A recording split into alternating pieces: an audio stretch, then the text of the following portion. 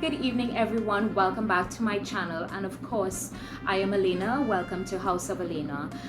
This evening, I'm sure you saw the title of this video, and I just wanted to talk about depression simply because I know that we are in a pandemic and a lot of persons have been depressed. Let's face it, I too have been depressed, but besides that, I always feel that depression is something that doesn't just happen overnight. There are a series of things that build towards depression. But anyway, before I get any further, let me remind you all to do this. Hope you enjoyed the video. Like, share, comment, and subscribe. Follow me on Instagram at Elena Alain. Thank you for watching. Okay, so we are back, and like I said, I wanted to discuss topics because we are in downtime and everything is on lockdown.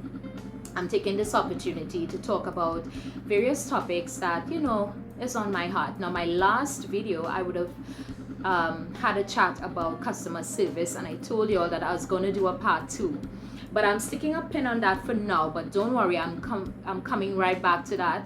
But in the interim, this topic came to me. A lot of persons, as I said before, are going through a depression. A lot of persons lose their jobs. A lot of persons lost their homes, their vehicles, their marriages. Relationships are breaking up. And it's really affecting people worldwide. But I also wanted to talk about depression because I realized that is a taboo subject, especially in the Black community. We don't like to talk about when we're depressed. When we say that we're depressed, a lot of times people will see like maybe we're crazy or something like that. So a lot of people don't like to come out and really express how they feel. Especially my Black brothers, they don't like to talk. Black men don't like to talk about how they feel a lot. And I think that is our upbringing. That's how we were brought up. And back in my time, you feel a certain way, you can't even really go and talk to an adult really about how you feel because they kind of downplay it. You tell them that you're feeling depressed, and then they'll be like, what you have to be depressed about? You have food eaten every day, you have a roof over your head, you have shelter, and all of that. And I think that this depression thing has been extending to a lot of young persons, and they feel like they have nobody to talk to.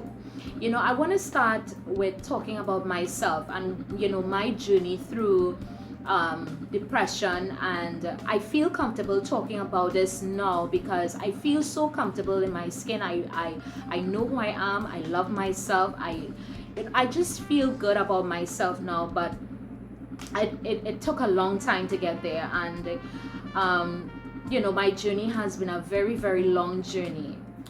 I suffered with depression for a very long time, but I knew how to mask it well, and I'll tell you how it all started. So I was in my teens, right? And I think that when I was 16, I transitioned to another secondary school, and I didn't fit in at all. As a matter of fact, my whole life I've been feeling like one of these things doesn't look like the other. I was like one of those girls in school that didn't fit in with the crowd, and I was very different, and I think other children, my peers, saw that.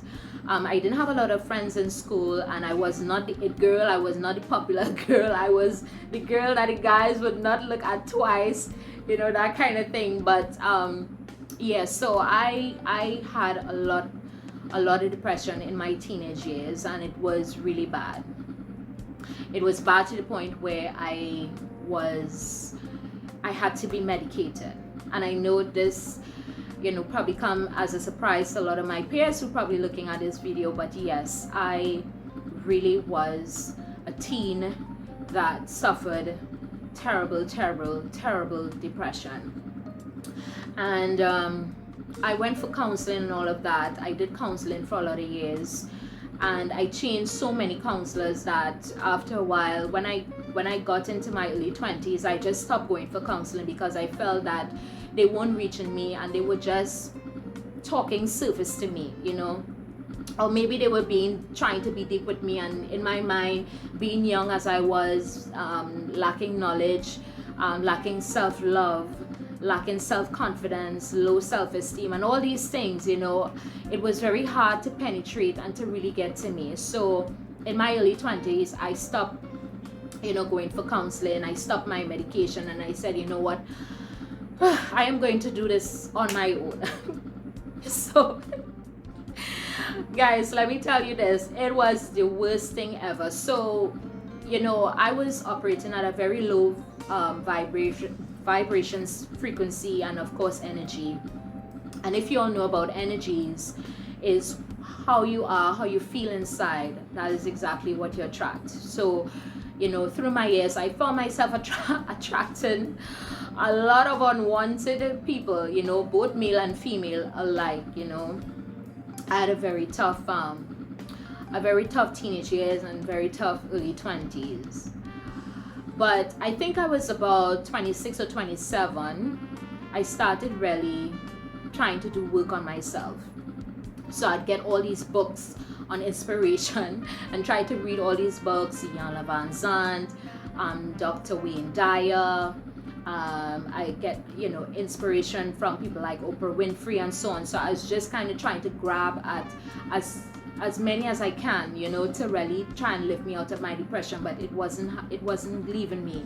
It stuck on me like gorilla glue, and it was not leaving at all. And I didn't understand, you know, why I'm trying all these things and it's not going, you know. So anyway, I kept attracting a lot of wrong people in my life and making a lot of poor decisions, you know, and you know, my life just felt like it was spiraling out of control. And anytime I felt like if I was getting a breather, like I feel like, you know, something good is gonna happen and I'm just gonna sing, the hills are alive with the sound, bam, life comes and just throw a big curveball at me, and then, you know, it will like smooth out for a bit and like, yeah, you know, life starting to look up, and then bam, like another curveball. So by the time I got to my 30s, I was like, the hills are alive. I was afraid to even sing Sound of Music. I was afraid to relax. But guys, let me tell you this, I got so accustomed to being depressed that it became a part of me. I didn't even know how to operate without not being depressed, because I became a person who functioned very well as a depressed person. And I know that there are a lot of persons out there who do the same. You know, I'm going to work, I'm performing well, I'm doing all these great things. As I told you all, I used to be in the arts before, so I used to act, I used to dance, I used to sing, I used to play the guitar. I was very active, but I was still depressed. I was also a loner. You know, I didn't have a lot of friends, and that was okay with me. I still don't have a lot of friends, and that is okay with me now. But it was a long journey. And there were times that I didn't want to get out of bed. There are times I didn't want to face people. And then there are times where, you know, I feel so great. A lot of people saw me as the life of the party, but they didn't realize how much I was suffering. And my friends and family alike who witnessed a lot of my trials and tribulations, they always saw me as a strong person. You know, my friends would say, you know, you're so strong, you get over everything, you're so strong, and you know, you're so strong, you're so strong. I kept hearing it, you're so strong, you know, you get over it, you're so strong. And it became very annoying to me after a while, because there are many times that I didn't want to be strong. There are many times I was falling apart. There are many times I would be bawling in the night, crying in my pillow. When I wake up in the morning, I have bags underneath my eyes, you know, that kind of way. And you know, people, because they were saying that I was so strong, I had to mask it. You know, there were friends that I had that I confided in, and you know, as I got older, I started to open up a bit and talk, because I realized that it was helping me. It was helping me to heal. And I had to face a lot of my demons, a lot of the mistakes that I made, and what contributed to my depression. So fast track to my 30s, I started seeing a little light in the tunnel, just a little light.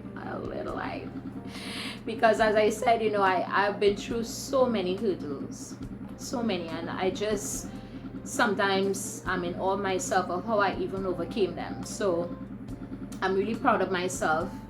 And when I say I love myself and I love who I am now, it's not to be cocky or to think that I'm saying it that I'm better than anybody else, but I'm just saying it to let you all know that you all can be the same way too. So now that I talked about myself a bit, I just wanted to talk more about depression and what it manifests itself into if we don't treat with it. Now, I talk about my black brothers, especially in the black community. We don't like to talk about the way we feel, especially men. And we don't realize how much when we don't talk about things, when we don't treat with it, when we don't try to do the work, how much it filters into the other aspect of our lives, in our jobs, in our relationships. Even the things that we do, sometimes we stay in a job for 20 years, 30 years, and we never move because we're in a depressed state. We choose a partner because that person makes us feel good at the time. And then we walk down the aisle, we get married to this person, or we may have a child with this person. And then a year, 2 years into the relationship or into the marriage, we realize this is not it. That person is not for me. But it's too late then. And that is because we have a lot of depression. I have some friends, girlfriends that is, who are married, and they told me that, their husband didn't want to do marriage counseling before they got married. And I told them, sometimes that's a red flag. Sometimes men don't want to talk about things because they know certain things are going to come out, and they think that maybe their spouse don't want to marry them again. But you know what? When they get married, that kind of start filtering out into the marriage, into the relationship, and it filters onto the job, it filters onto our workplace, filters onto our children, and we make poor decisions for ourselves.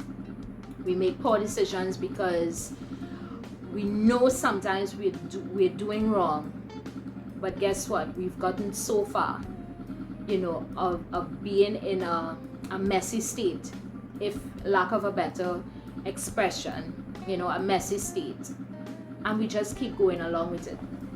We keep going along with just having this, I don't know what it is. Maybe we just don't want to come out because some people think that when they talk their business, people are going to throw it in their face. And yes, that may happen, but guess what? If you know about Ma'at, it's going to come right back to them, so you don't have to worry. But I'm saying this because I'm seeing that there are a lot of divorce. I don't know if you all are aware that since the pandemic, there has been a lot of domestic violence and divorce has increased. And the job that I do, I talk to a lot of clients, and I have clients telling me how they feel, and they can't even talk to their spouse about it. They can't even talk to their mate about it because their mate are not even giving them that avenue to actually talk and to express how they feel. We have to be able to do the work. We can't be lazy when it comes to ourselves. It is hard work, and I know that when we start to do the work, a lot of things start coming out, and when things start coming out, we don't want to face it. Some persons are still clamping down the fact that they were abused as children. Some women are clamping down that they're being abused by their husbands. Some children are being abused by their family. And people don't talk about these things.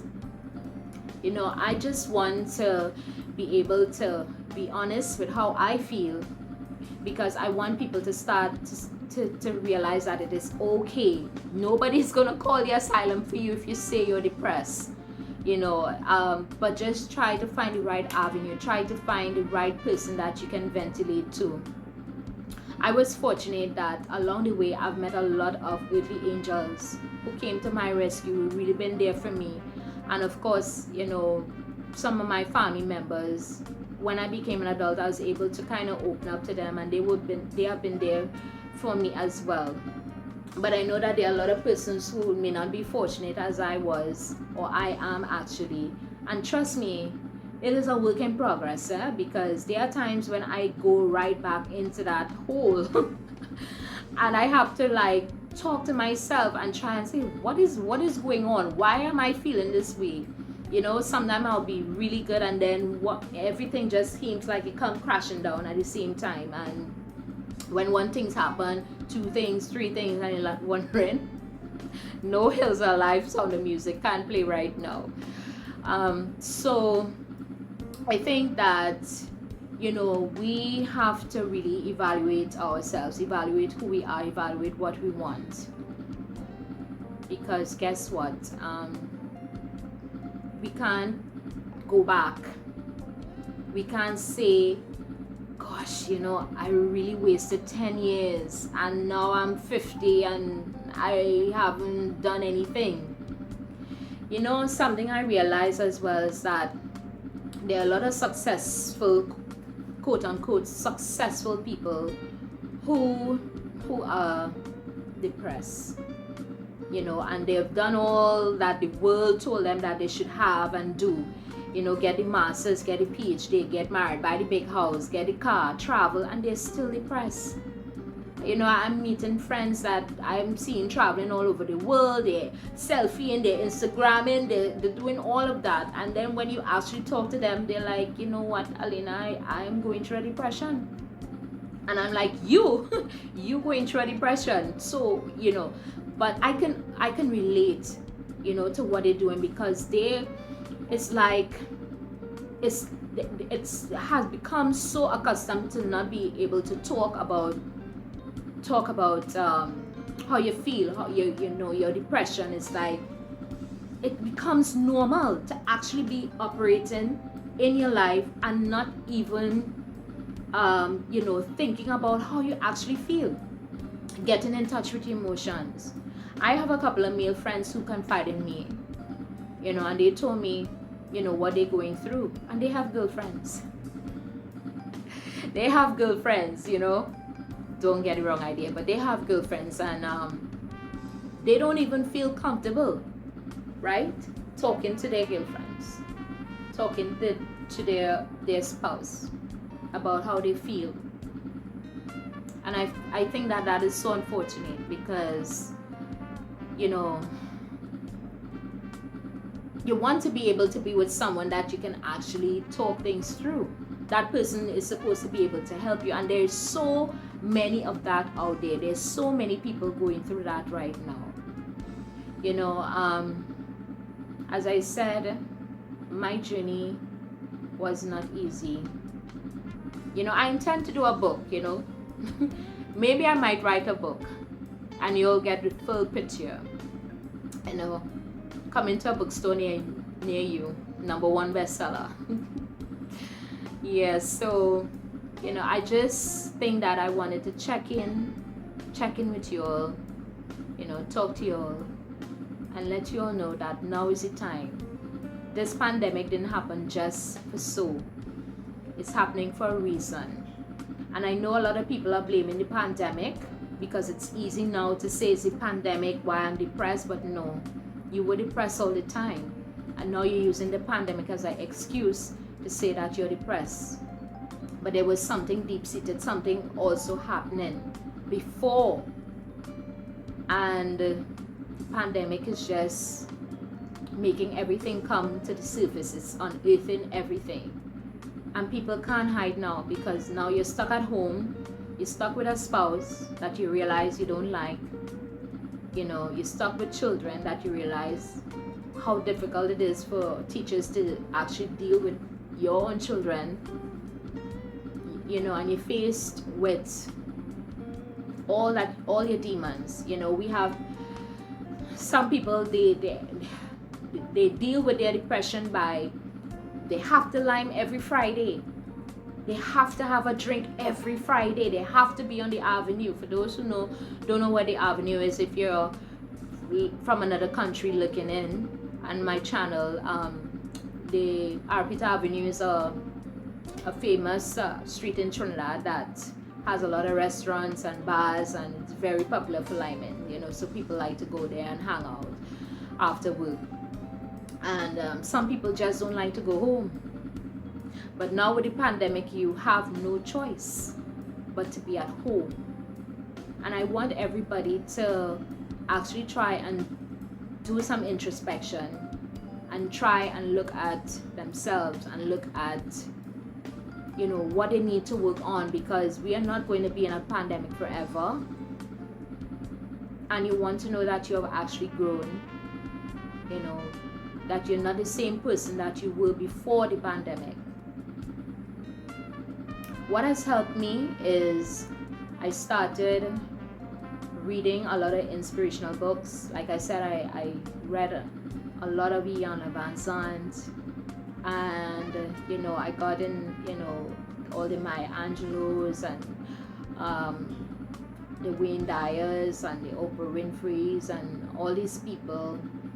And you know, I got a mentor, someone who mentored me actually from my teenage years, and you know, they were able to really help me. But like I said, it's a struggle at times, but I've come a long way. I can actually say now that I'm contented, and for the most part I'm happy and I have joy, and I really feel good about who I am and who I am becoming, because I haven't gotten there as yet, but who I am becoming. And I feel comfortable now that I could actually share my life story with you guys, and hope that you all can gain some inspiration from that. So I hope that me talking with you all was some sort of inspiration, you know, to want to be better, do better, think back better, and not just for anybody else but for yourself, because you owe it to yourself. You owe it to yourself.